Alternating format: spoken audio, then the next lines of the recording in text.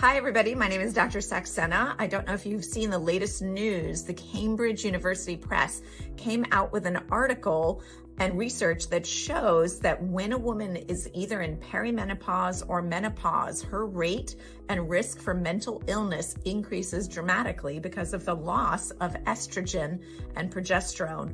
So it's real interesting that they found that in this research, women were most likely to commit suicide in England between the ages of 45 and 49.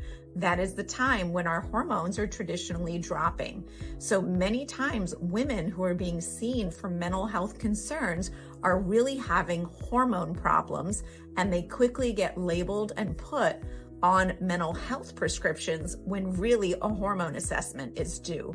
They are also proposing that estrogen replacement therapy done safely would actually help mental health issues for women who are going through either the perimenopause or the menopause phase of their life. Important that you know, also from a functional medicine perspective, that taking estrogen alone can pose some risks.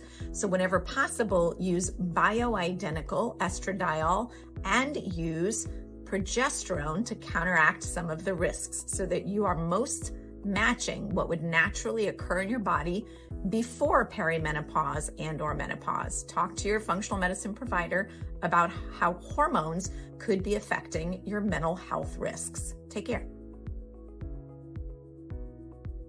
Hi, Dr. Saxena here, Chief Medical Officer at Form Health. Thanks for visiting our channel. Make sure to subscribe to get the latest insights and information on functional and integrative medicine.